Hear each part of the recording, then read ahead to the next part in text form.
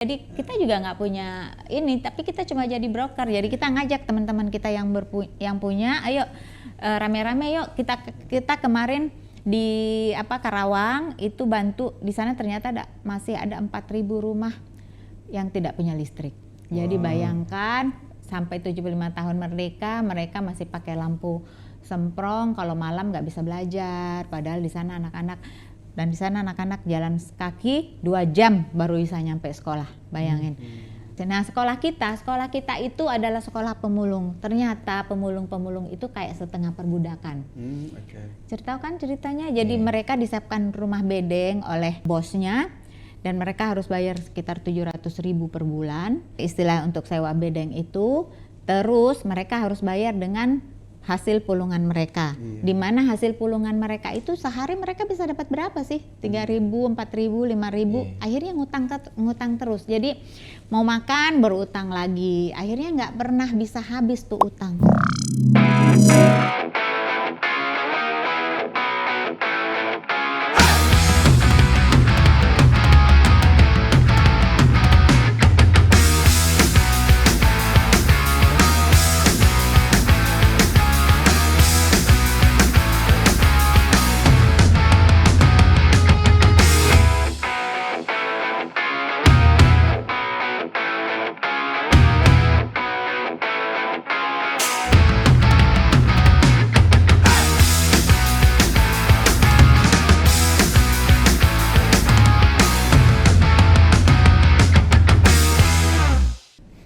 Hai, hello, apa kabar?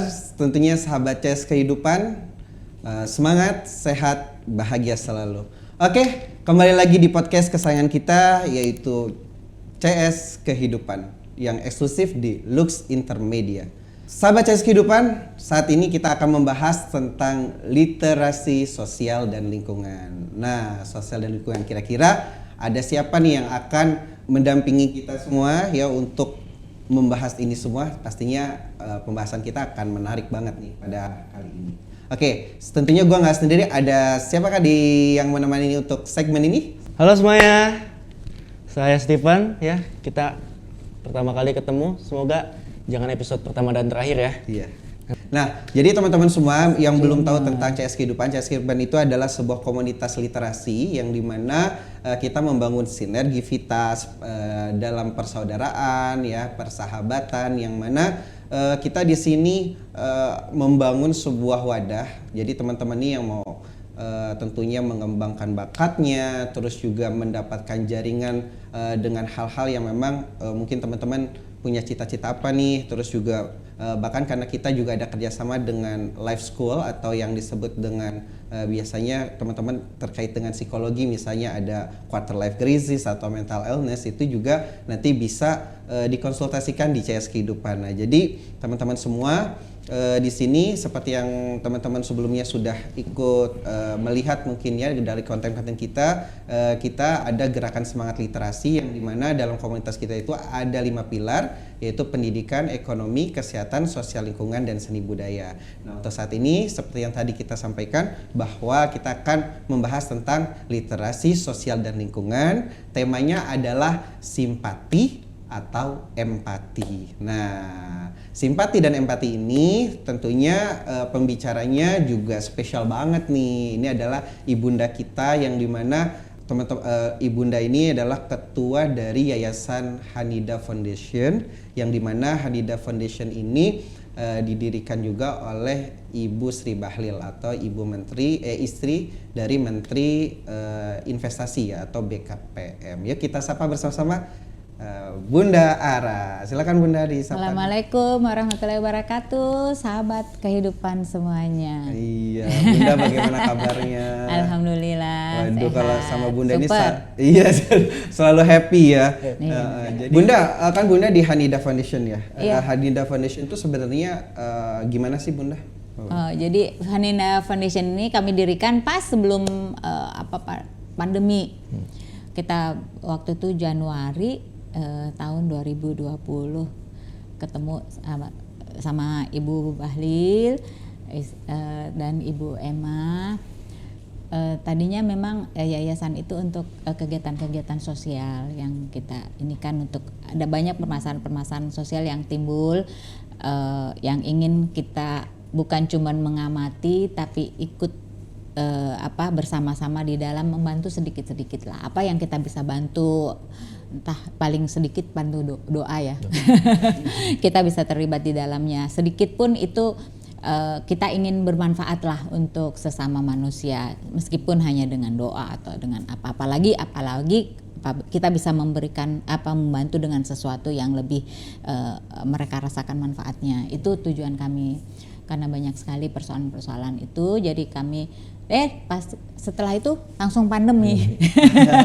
Akhirnya ya kegiatan-kegiatan terpaksa agak-agak kita lakukan sedikit demi sedikit, jadi nggak langsung banyak, dan kemudian berkembang kita lalu banyak bergaul dengan dalam pengembangan UMKM di seluruh Indonesia gitu ya. So kemarin teman-teman juga kita ini ya Bunda ya buat semangat literasi di Mekah Madinah pastinya kemarin. Iya. Oke. Terus Bunda selain tentunya kan ini kan kalau kita bicara foundation itu tidak lepas dari kata simpati dan empati pastinya Bunda. Nah sebelum ke Bunda, Stephen nih kalau sama temen tuh kalau temen lagi susah biasanya kita gunain yang simpati apa yang empati? Jujur ya? Iya. Kita jujur aja ya? Iya dong, harus jujur. Biasanya simpati ya? Iya, simpati ya. Biasanya kan gitu ya, sekarang kan cuma ngeliat, wah kasihan ya. Iya. Udah jadi tinggal, udah biasa gitu.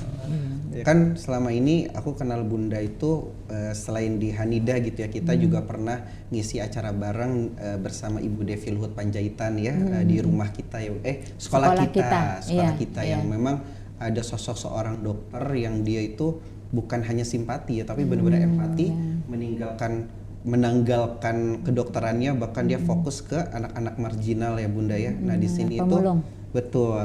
Nah Bunda sendiri mungkin kan kadang kita ini sebagai generasi milenial atau Gen Z ini pesannya seperti apa sih Bunda untuk membangun rasa bukan hanya simpati tapi empati kepada lingkungan kita, seperti apa Bunda?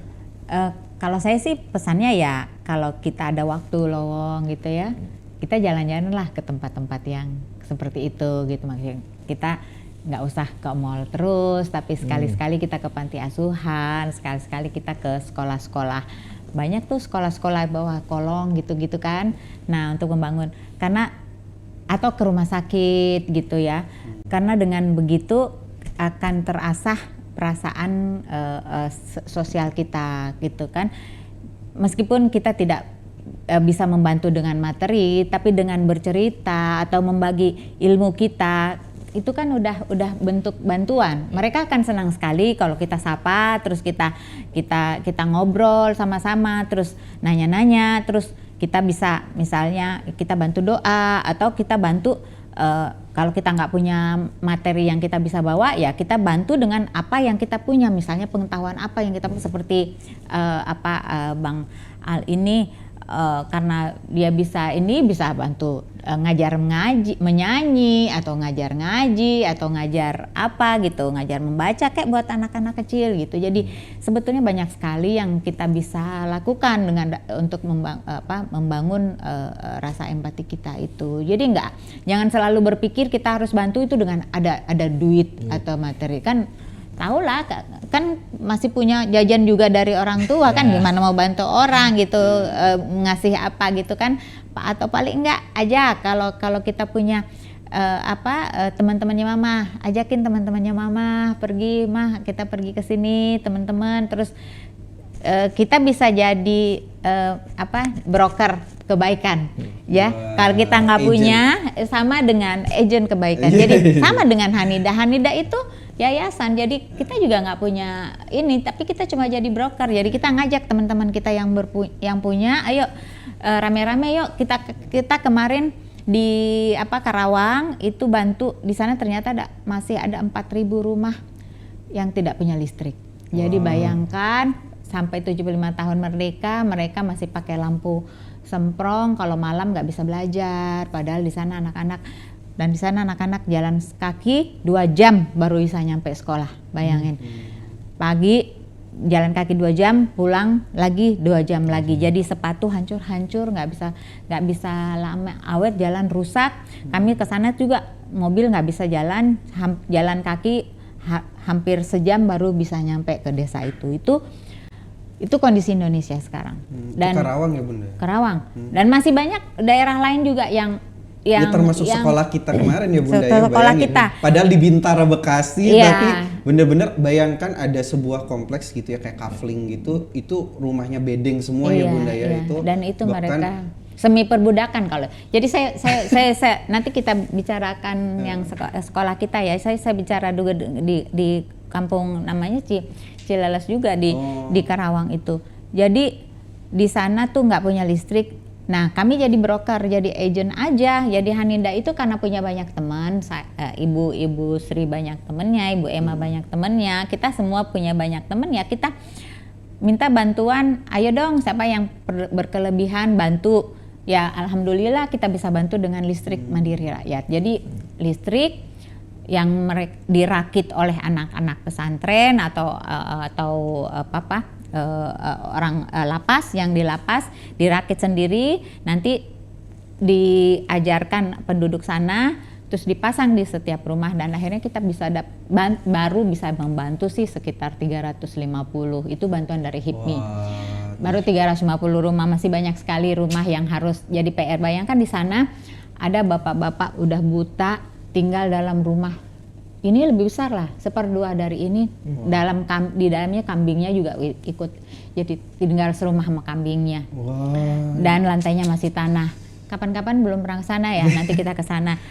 Ya kita nggak punya, ya namanya yayasan ya, yayasan juga nggak punya uang. Jadi ya kita cukup teman itu juga modal. Jadi banyak sekali orang yang baik hati, cuman mereka belum tahu mau nyalurkan duitnya kemana. Nah itu fungsinya kita. Ini loh kasih lihat tempatnya ini. Iya. Ini tempat yang kamu bisa bantu gitu. Iya, jadi dengan adanya Badan Hanida, terus juga ada Cas Kehidupan itu untuk memberikan istilahnya penempatan program yang tepat ya, produktif juga. Bayangkan ada satu juga daerah Jawa Barat, kami juga karena dengan Hanida masuk banyak sekali komunitas-komunitas yang akan membantu juga. Jadi ada yayasan kayak Mata Harapan itu membantu kacamata, karena banyak sekali orang-orang tua beli kacamata 10.000 pun nggak mampu. Jadi mereka nggak bisa ngaji, nggak bisa apa. Nah kita kasih lampu, anak-anak malam-malam udah bisa belajar lagi, sholat malam juga enak, ke masjid sudah enak. Itu jadi ada yayasan yang khusus, yayasan atau komunitas itu khusus fokusnya ngasih kacamata untuk orang-orang yang nggak mampu. Katanya kalau mereka juga belusukan, itu tuh ada loh orang-orang yang mencari uang 15.000 itu harus berjalan kaki 20 km jalannya, dan memanggul kayu atau apa seberat 10 kilo, 20 kilo. Bayangkan harus jalan kaki, cari duit hanya untuk nyari 10.000. Wah, gimana tuh Steven? Kira-kira dari cerita Bunda. Banyak sekali di Indonesia, masih banyak sekali. Nah kalau yang sekolah, jadi komunitas-komunitas itu, terus nanti ada lagi komunitas yang karena dia lihat Hanida, jadi banyak yang ikut gabung. Ada lagi komunitas yang khusus dokter-dokter yang memberikan pelayanan kesehatan gratis, karena mereka kan jauh, mau kemana-mana jauh kan, nggak mau berobat pas susah. Jadi pada saat itu kita masuk periksa gratis. Banyak sekedar mereka nggak mampu ke dokter. Kalau sakit kan gimana mau ke dokter, orang makan hari-hari aja susah ya kan. Jadi itu kita cukup jadi motivator aja, itu udah sangat banyak manfaatnya. Tahu Steven, cukup udah ganteng gini pasti banyak lah yang percaya sama Steven, mau bantu. Steven lewat Steven yuk kita bantu. Nah itu ya kan, nanti banyak anak muda yang baik hati, yang berempati pada masa kondisi. Nah sekolah kita itu adalah sekolah pemulung. Ternyata pemulung itu kayak setengah perbudakan. Cerita kan ceritanya, jadi mereka disiapkan rumah bedeng oleh bosnya, dan mereka harus bayar sekitar 700.000 per bulan. itu kan istilah untuk sewa bedeng itu, terus mereka harus bayar dengan hasil pulungan mereka. Di mana hasil pulungan mereka itu sehari mereka bisa dapat berapa sih? 3.000, 4.000, 5.000. Akhirnya ngutang terus. Jadi mau makan berutang lagi. Akhirnya nggak pernah bisa habis tuh utang. Karena nggak pernah cukup kan? Nah itu makanya itu nasibnya pemulung. Tapi masih banyak orang yang mau jadi pemulung karena susah cari kerja. Jadi jadi pemulung itu pekerjaan yang paling gampang buat mereka.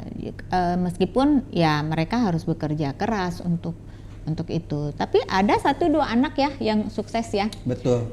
Sekolah karena mereka bahkan sampai go internasional ya Bunda. Iya, ya itu ya kita lihat lagi kalau memang kita punya cita-cita, kita punya keinginan, meskipun kita di dalam kondisi yang sangat susah atau apa itu bisa. Nah, kalau Stephen mungkin ada yang mau ditanya sama Bunda apa kira-kira dari cerita Bunda tadi itu berbagai kegiatan sosial Bunda, ada yang mau ditanyain nggak? Apa ya? Iya. Bisa kita kolaborasi dengan Stephen, dengan teman-teman Bunda. Ayo kita bisa bantu apa? Kita bisa cari misalnya tempat. Ayo sama-sama. Stephen nggak usah bawa diri aja orang seneng. Ini Stephen, itu kita udah membantu banget. Ini Stephen loh yang pernah main ini, itu kan udah menghibur ya. Kita nggak hanya memberikan orang kesenangan dengan uang, materi dengan makan, tapi dengan menghibur mereka, dengan kita ada, mereka merasa dihargai, itu sangat membantu banget. Itu udah sangat-sangat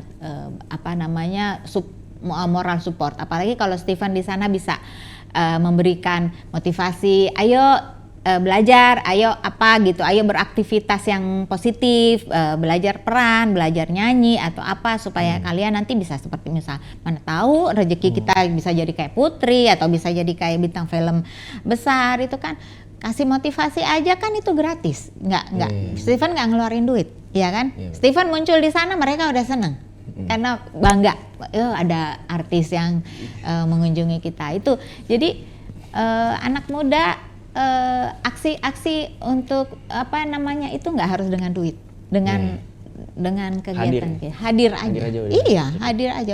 Kita tuh terus terang ibu sama ibu itu cuman hadir aja. Kita juga duitnya juga bukan duit yang banyak, kita nggak punya duit banyak juga, tapi dengan hadir, kita cukup hadir, mereka udah sangat bangga, udah dengan sangat senang gitu. Itu udah membantu banget. Apalagi dulu nih biasanya ada kegiatan-kegiatan yang dihadiri oleh ibu-ibu pejabat, anak-anak tuh udah latihan nari sebulan 2 bulan untuk menyambut para pejabat ibu. Kalau dengan hadir aja mereka udah bangga, udah seneng banget kan, tariannya dilihat oleh ibu-ibu pejabat. Nah, sedihnya itu kalau karena sibuk atau apa, akhirnya para pejabat itu nggak datang. Itu kan sedih banget ya. Bayangin anak-anak udah latihan, seneng mau didatengin, berbulan-bulan latihannya, ada tokoh yang mau datang terus nggak jadi datang. Nah, itu kan banyak juga kejadian-kejadian seperti itu. Itu kurang empati kalau saya bilang. Ya Stephen kan kadang di sekolah tuh kita biasanya teman-teman kan suka ngadain iuran-iuran kayak gitu. Nah, mungkin Stephen mau ditanyain sama Bunda gimana gitu tentang. Jadi kalau misalkan saya nih sama teman-teman gitu, mau datang gitu, bisa. Iya, nanti kita kan tinggal bikin appointment aja.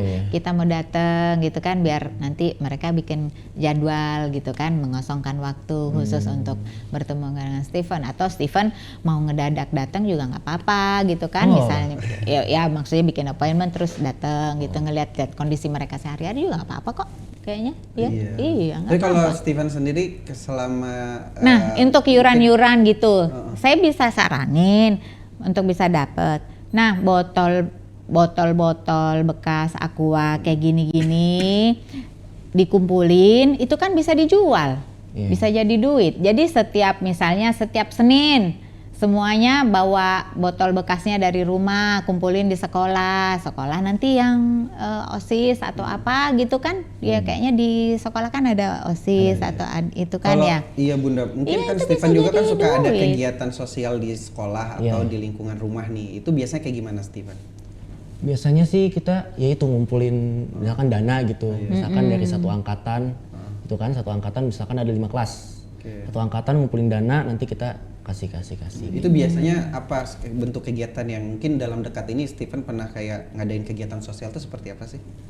Ya itu tadi misalkan Maksudnya apa? Bagi-bagi sembako Kah? Pas atau Ramadan kemarin atau gimana mungkin? oh ya bagi-bagi sembako atau kayak waktu kemarin kan sempat ngumpulin itu tadi ya, ngumpulin dana satu angkatan.